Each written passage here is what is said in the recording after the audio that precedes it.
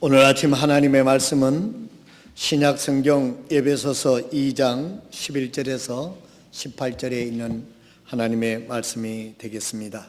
우리 다시 한번 이 시간 다 같이 일어나셔서 하나님 말씀을 받도록 하겠습니다. 총 7절이 되는데요. 우리 다 같이 이 말씀을 교독을 하도록 그렇게 하겠습니다. 한 절 제가 읽고 여러분 한 절 읽고 그 다음에 마지막 7절은 합독을 하도록 그렇게 하겠습니다. 에베소서 2장 11절에서 18절에 있는 말씀이 18절에 있는 말씀이 되겠습니다. 그러므로 기억하라. 너희는 지나간 때에 육체로는 이방인이요 손으로는 육체에 행하는 할례를 받아 할례자라 불리는 자에 의해 무할례자들이라 불리던 자들이라.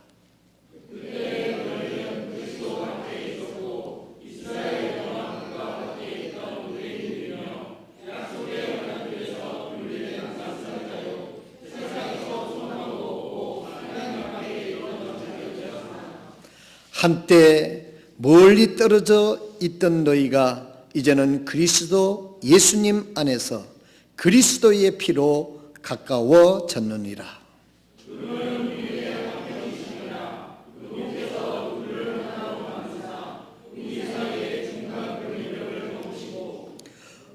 원수되게 하는 것 즉 규례들에 수록된 명령들의 율법을 자기 육체로 없애셨으니 이것은 이 둘을 자기 안에서 하나의 새 사람으로 만듦으로써 화평을 이루려 하시며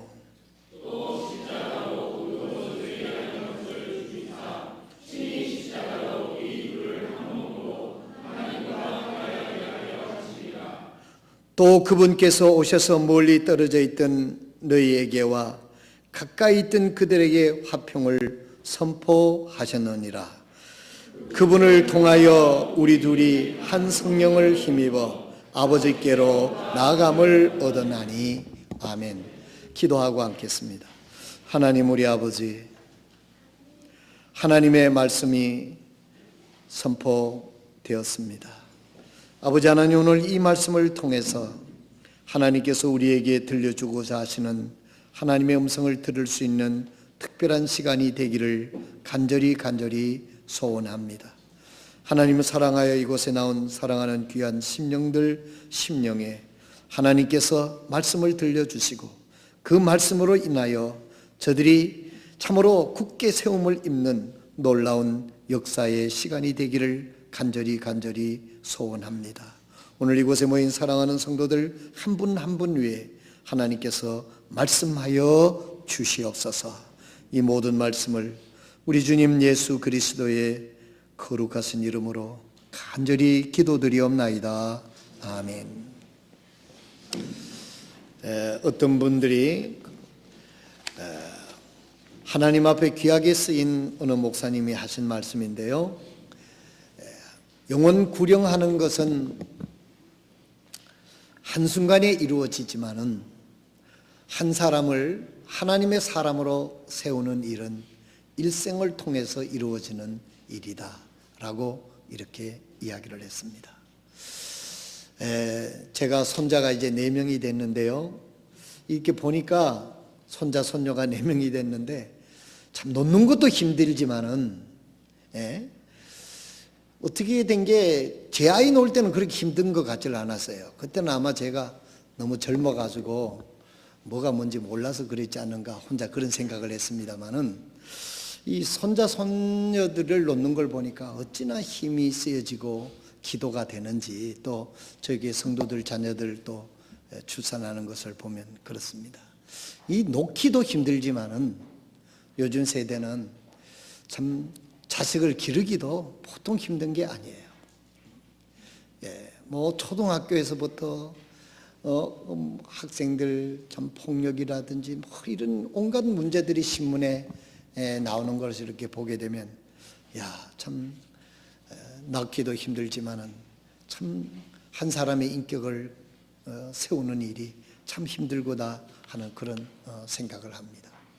영적으로도 우리가 구령을 원래 168명 현재까지 지금 열심히 지금 구령을 하고 있습니다만은 그 구령된 영혼들이 하나님 말씀에 굳게 세워져서 또 재생산하고 하나님 앞에 쓰임을 받는 그런 시간들이 얼마나 힘들고 어려운지 몰라요.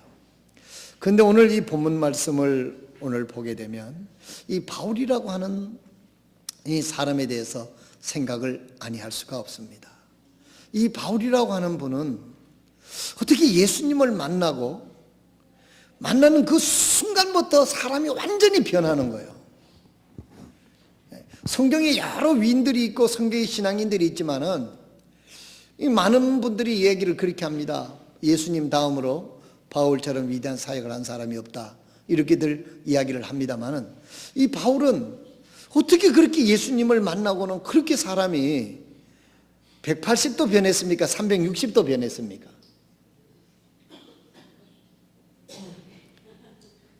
360은 제자리에 오는 거고 180도는 이렇게 되는데 어쨌든 이게 어떻게 되는지는 몰라도 여러분 바울 사도는 완전히 사람이 변하는 거예요. 야, 그런 것을 제가 생각하면서 우리 교회 성도들 또 전도를 해보고 또 하나님 말씀을 가르치고 이렇게 해보게 되면 참 믿음으로 세워진다고 하는 것이 참으로 위대하고 놀랍구나. 하나님이 개입하시고 하나님이 역사하지 않으면은 사람이 변한다든지 참 새로워진다고 하는 것은 참 요원하구나 하는 그런 생각을 가끔 할 수가 있습니다. 여러분, 교육이 사람을 완전하게 변화시키지 못합니다. 여러분, 오직 하나님만이, 성령님만이, 하나님 말씀만이 사람을 변화시키고 새 사람을 만들고 변화시키고 쓰임을 받지 인간의 노력으로는 참 이것이 불가능하구나 그런 생각을 하게 됩니다. 이 바울 사도 같은 분은 예수님을 믿고 그 순간부터 약 3년 동안 공백이 있은 이후부터 그의 생애를 보게 되면 놀랍도록 그 사람이 완전히 그 변한 생애의 삶을 사는 것을 보게 됩니다. 저는 생각해 봤습니다. 여러분, 어떻게 하면 이 바울 사도처럼 이렇게 정말 하나님 안에서 좋게 하나님의 사람으로 이렇게 변해서 하나님의 손에 들려서 이렇게 쓰임을 받을 수 있을까? 여러분, 내 자신도 그렇지만 여러분들의 자녀들과 또 여러분들과 관계되는 그런 사람들이 정말 좋게 거룩하게 의롭게 변화되는 그런 그 소원들이 우리들에게 있으리라고 저는 그렇게 생각이 되어집니다. 여러분, 우리나라의 지금 이 시대의 자녀 교육에 대해서 정말 얼마나 많이 신경을 쓰고 국가적으로 그런 과제가 아닙니까? 또 여러분들 가까이 있는 사랑하는 사람들, 또 사랑하는 가족들, 사랑하는 친구들, 야, 예수님을 믿거든는데도 시간이 지났는데도 왜 저렇게 변화가 없을까? 거기에 대하여 우리가 고민에 빠질 수가 있게 됩니다. 저는 오늘 바울 사도가 저도 그렇습니다. 바울 사도는 어떻게 예수님을 믿고 그 3년 동안이나 그 짧은 공백이 이 성경에 나타난 그 아라비아로 갔다고 하는 그 행적에 대해서는 아무도 그 행적이 정확하게 성경에 표현되지는 않습니다. 어떤 분은 아라비아에 3년 기간 동안 참으로 말씀을 읽고 신학 수업을 하지 않았는가 이렇게 상상하는 사람도 있습니다만은 성경에는 정확하게 그 3년 동안 행적에 대해서 기록은 해놓고 있지 않습니다. 그런데 이 그 행적 외에는 성경에 나타난 바울은 놀랍게 변한 사람이에요. 뭐 이 변한 과정을 오늘 여러분들이 그 설명을 안 해도 여러분들이 바울에 대해서 여러분들이 잘 아시고 있기 때문에 크게 변화를 안 해도 여러분들이 아시리라고 생각을 합니다. 우리 이 바울이요, 예수님을 믿기 전에 바울을 우리가 한번 잠깐이라도 생각해 보면은요, 바울이 예수님을 믿기 전에는 어떤 사람이었느냐면 사도행전 8장을 한번 열어주시길 바랍니다. 사도행전 8장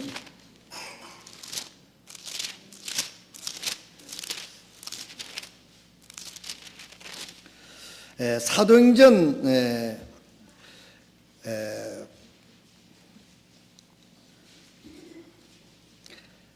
8장 1절에서부터 우리가 쭉 읽어보게 되면요, 사도행전 8장입니다. 이 바울이 이 예수님을 믿기 전에 이름이 사울입니다. 사울. 이름이 큰 자라는 뜻이죠. 사울이 그의 죽음에 동의하더라. 누구의 죽음에 동의했느냐 하면 스데반을 돌로 쳐서 순교하는데 바울이 그건 아주 당연한 일로 여겼다는 겁니다. 거기에 여러분 펴시고 7장 58절을 보시기 바랍니다. 7장 58절에 보면 도시 밖으로 그를 내치며 돌로 치니라. 누구를? 스데반을 성 밖으로 내치고 사람들이 죽을 때까지 이 스데반에게 돌을 던지는 겁니다. 도시 밖으로 그를 내던지며 돌로 치니라. 또 증인들이 자기들의 옷을 사울이라 하는 젊은이의 발 앞에 두니라 그랬어요. 그 유대인들은 옷이 이 통으로 돼가지고 이렇게 돼서 이 겉옷을 벗어야만 이 돌을 던지기 쉽기 때문에 그 겉옷을 벗어서 누구에게 놔주느냐면 사울이라고 청년 발 앞에다가 내뒀다는 거예요. 이 말은 무슨 말이냐면 이 사울이라고 하는 청년이 이 열심 바리새인 중에 바리새인이었던 이 사울이라는 청년이 조종을 했다는 것이죠. 리더라는 얘기죠. 드러나지 않는 리더였다는 것이죠. 그래서 스데반을 돌로 치는데 조종했던 사람이에요. 그러니까 그들이 돌을 치는 사람들을 자기가 옷을 지키고 있었던 사람이었어요. 누가요? 사울이라고 하는 이 청년. 이 사울이 나중에 변해서 바울이 됩니다. 이 사울이라고 하는 원래 이름은 큰 자였는데 이제 그가 예수님을 믿고 변화되고서 이름도 바꿨어요. 뭘로 지나? 바울이라고. 바울이 뭡니까? 작은 자라는 뜻이에요. 이름 자체가 이렇게 완전히 달라지는 겁니다. 이 사울이 어떤 예수님을 믿기 전에 이런 사람이었다는 것이죠. 우리 다시 3절에 보게 되면 8장 3절에 보면 사울로 말하건대 그가 교회를 크게 파괴하고 집집마다 들어가 남자와 여자를 끌어다가 감옥에 넘겨주니라. 교회를 파괴하고 교회의 대적자고 예수 믿는 사람들을 남녀를 노소하고 잡아다가 옥에 가두는 아주 인간 사냥꾼이었다는 거죠. 예수 믿는 사람을 잡아넣는 사냥꾼이었다는 겁니다.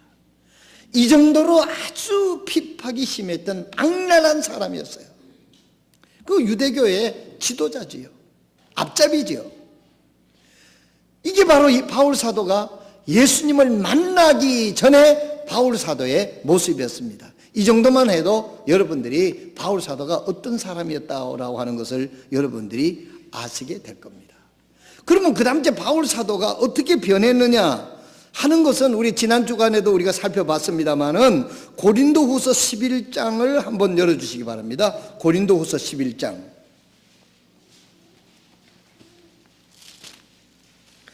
고린도후서 11장 22절에서 33절에 보면 바울 사도가 예수님을 믿고 예수 그리스도의 복음을 전하고 주님을 믿는 믿음 때문에 그가 몸소 당한 고난입니다. 자기가 몸으로 당한 고난만 이곳에다가 표기를 해놨어요. 우리 다 같이 고린도후서 11장 열어주시고 22절에서 제가 말씀을 읽겠습니다. 말씀을 읽는 중에 여러분들이 하나님의 음성을 들을 수 있도록 마음의 귀를 기울여 주시기 바랍니다. 그들이 히브리 사람이냐? 나도 그러하며 그들이 이스라엘 사람이냐? 나도 그러하며 그들이 아브라함의 씨냐? 나도 그러하며 나도 유대 사회의 정통 중에 정통이다. 그런 걸 이야기하는 겁니다. 그들이 그리스도의 사역자냐? 내가 어리석은 자처럼 말하거니와 나는 더욱 그러하다. 내가 그렇게 자랑을 한다 이 말이에요. 그러니까 어리석은 자로 여겨달라는 말이죠. 내가 수고를 더욱 넘치도록 하고 매도 지나치게 맞고 감옥에도 더 자주 갇히고 여러 번 죽을 뻔하였으니. 이 바울이 그 예수님을 믿고 나서 그가 몸소 받은 고난이 여러 번 죽을 뻔했다 그랬어요. 감옥에도 더 자주 갇히고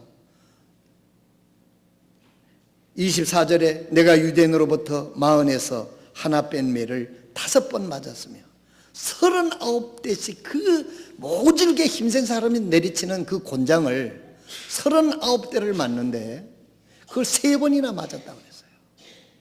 그래도 살아남은 게 용하죠.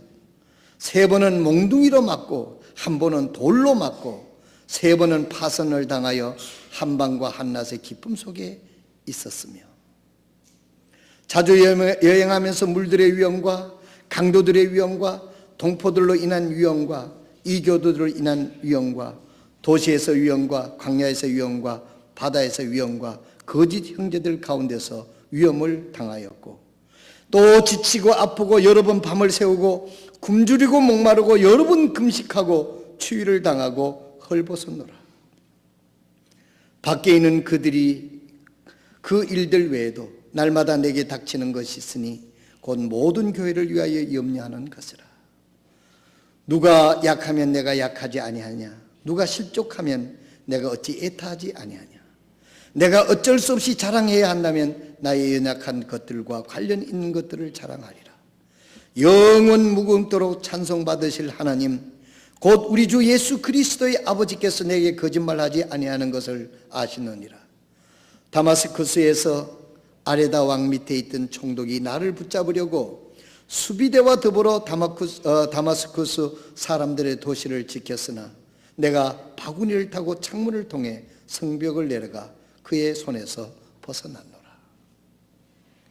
한때 잘 나가던 출세지향적이던 이 사울이라고 하는 청년이 사도행전 9장에서 예수님을 만나고 아라비아에 가서 3년 동안 그가 정말 신학 수업을 한 후에 돌아와서 그의 생애가 이렇게 변한 것을 참 보게 되는 겁니다. 이 바울 사도가 예수 믿기 전에는 이렇게 하나님의 교회를 파괴하고 예수 믿는 사람들을 남녀노소를 막론하고 잡아들여서 핍박하고 감옥에 갇혀든 그가 자기가 예수님을 믿고는 이런 핍박을 받았다고, 이런 고난을 받았다고 고백을 하는 것입니다. 여러분, 오늘 이 말씀을 드리는 것은 바울이 이런 고난을 받고도 바울 사도가 믿음을 포기하지 아니하고 그의 변화된 삶을 살았던 그 원인이 무엇인가? 우리는 이것을 한번 살펴보자는 것이죠. 이 원인을 우리가 한번 들여다보자는 것이죠.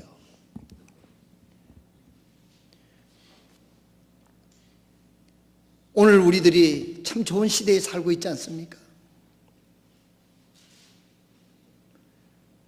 우리가 한번 이 사실을 우리 자신을 비춰보면서 나에게 바울의 고난의 10분의 1만 나에게 현실적으로 닥친다고 하면 나는 과연 믿음을 고수할 수 있을까? 믿음을 지킬 수 있을까? 우리 자신을 한번 스스로 점검해 볼 수 있는 그런 시간이 되었으면 좋겠습니다. 왜 하나님께서 이 말씀을 이렇게 기록을 해놨을까요? 바울 사도가 예수 믿기 전에는 이런 사람이었는데 예수 믿고는 이런 고난 속에서도 그의 믿음이 흔들리지 않고 그의 믿음이 조금도 주저함이 없이 주님을 따르고 주님의 뜻을 수행했던 이 바울을 이렇게 변화시켰던 것이 무엇이냐 하는 것입니다. 사랑하시는 성도 여러분, 여러분들은 변화하고 있습니까?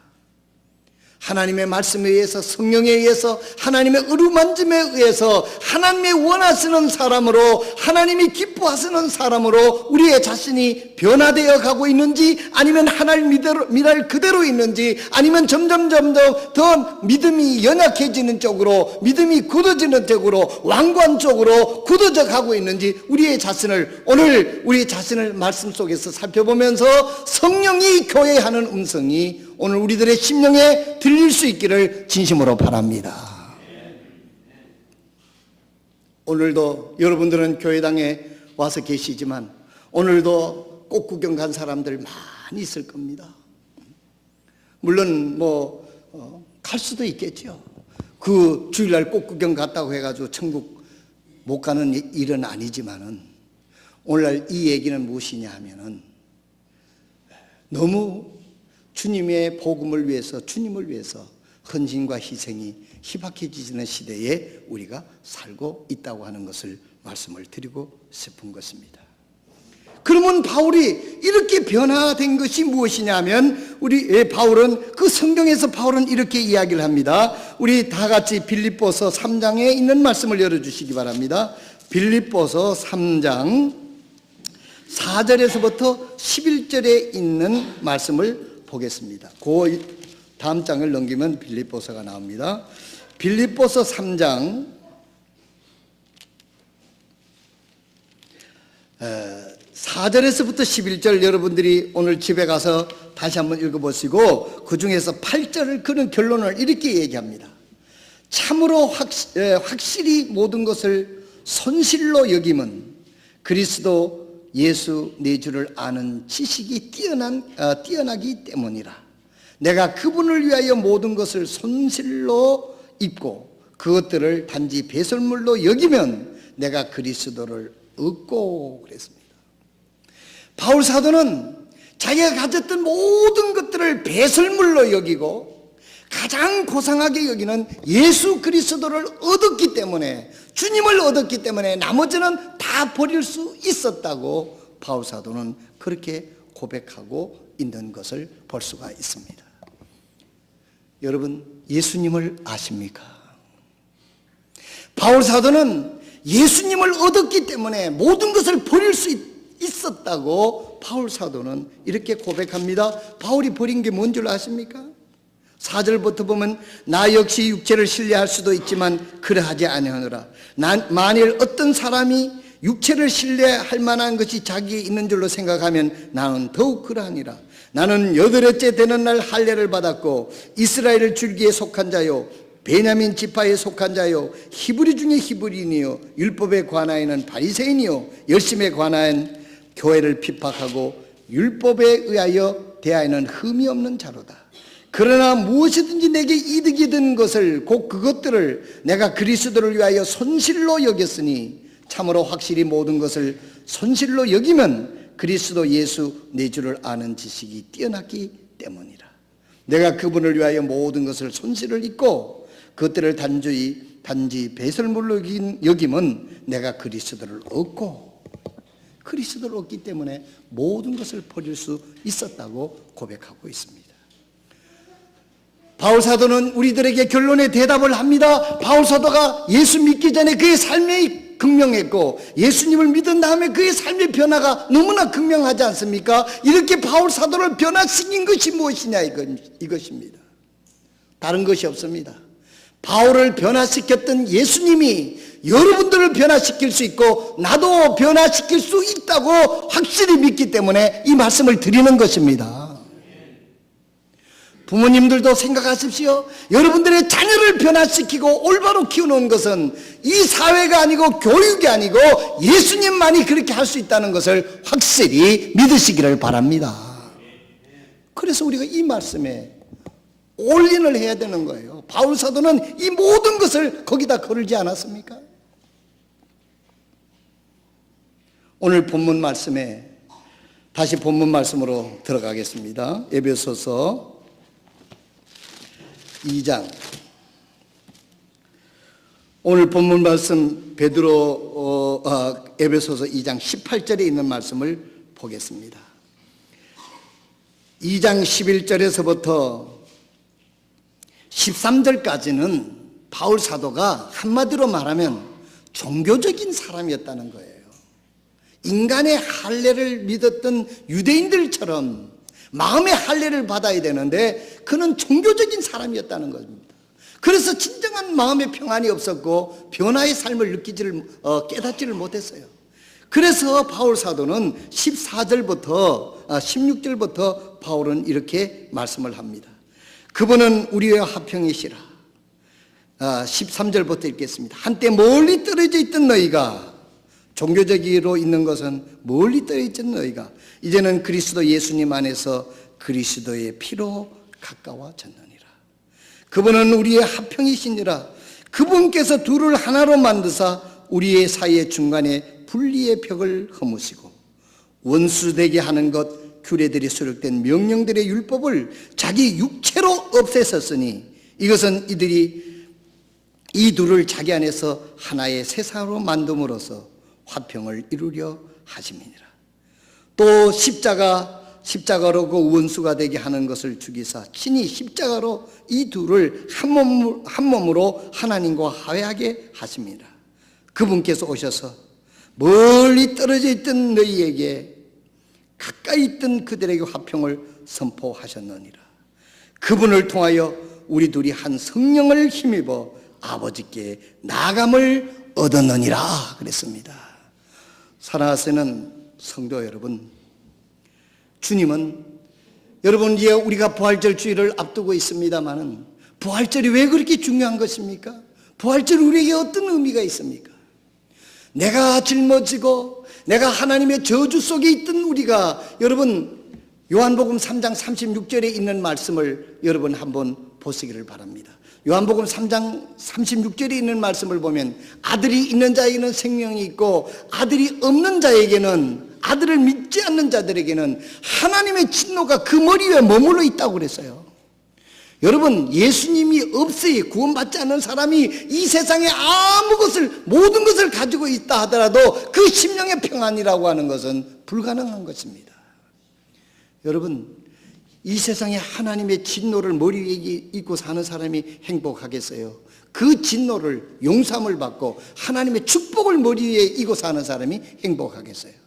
주님께서 우리에게 이 진노를 없애주시고 저주를 없애주시기 위해서 예수님께서 이 땅에 오셔서 십자가에서 우리의 죄를 다 짊어지시고 거기서 저주를 받아서 죽어주신 것입니다.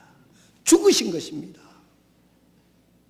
그리고 부활하셔서 우리에게 영원한 생명을 주시도록 하는 이 예수를 바울은 분명히 알았다는 것입니다. 그래서 바울이 변화가 된 거예요. 이제는 종교적인 행위는 나의 죄를 용서함을 받을 수 없고 하나님 나라에 갈 수 없다는 것을 알게 되고, 예수 그리스도를 통해서만 내가 죄사함을 받고 하나님의 저주에서 벗어나서 영원히 살 수 있다라고 하는 이 놀라운 진리의 하나님의 말씀을 깨달은 후부터, 그리고 그 예수님을 영접하고 그의 삶이 이렇게 변화되었던 사람이 바로 바울 사도인 것입니다. 여러분, 찬송가, 침례교 찬송가 107장에 보면 이런 찬송이 있습니다. 예수 나를 위하여 십자가를 질 때 나의 죄를 지시고 대신 죽으셨네. 예수님 예수님 나의 죄 인하여 보배 피를 흘리사 날 받으셨네. 십자가를 지심은 무슨 죄가 있나?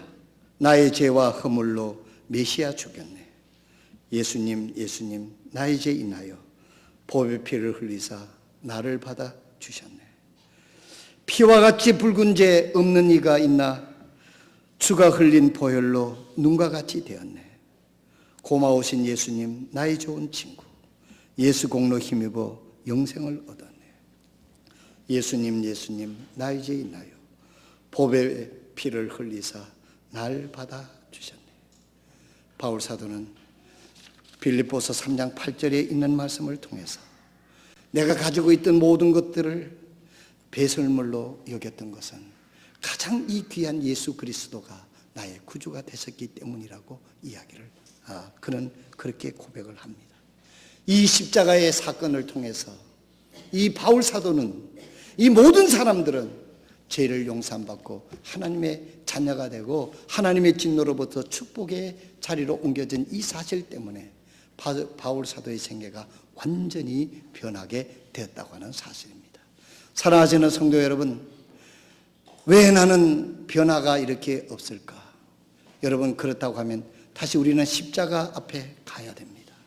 주님께서 나를 위해서 흘리신 보혈이, 하나님께서 나를 위해서 행하신 일이 무엇이며 주님께서 나를 위해서 이루신 일이 무엇인가를 우리가 깊이 생각하고 거기서 하나님의 성령의 감동하신 은혜를 우리가 잊게 되게 되면 이 세상이 달리 보이게 되는 것입니다. 이제는 전에는 바울 사도처럼 참으로 예수 그리스도를 믿는 사람들을 잡아 죽이고 교회를 핍박하던 사람이 십자가의 은혜를 깨닫고 나서는 이렇게 변화가 된 것입니다. 오늘날 우리는 예수 그리스도의 그 복음을 너무나 값싸게 취급하는 경우가 종종 있습니다. 우리가 구원받은 이 복음은 하나님께서 엄청 값을 지불하시고 우리를 사주신 것 아닙니까? 바울 사도는 이 복음의 은혜를 깨닫고 그의 생애가 완전히 변했던 것입니다.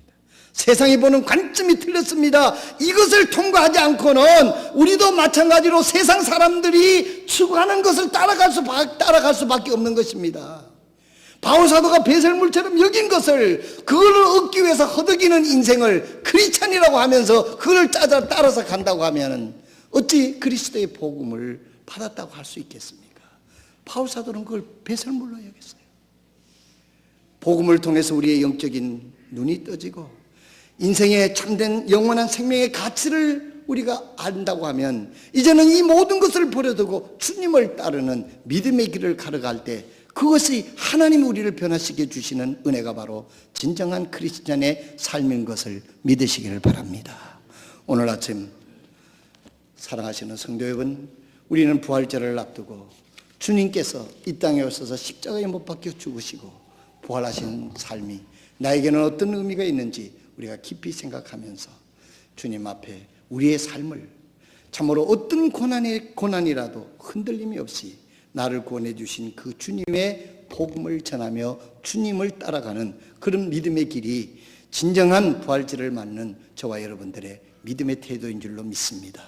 이 은혜가 오늘 아침 여러분들에게 함께 하셔서 이제는 주님을 따라가고 주님을 바라보고 주님을 표대를 향하여 달려가는 진정한 그리스도인이 되어서 하나님의 뜻을 이루시는 저와 여러분 되시기를 주님의 이름으로 축원드립니다.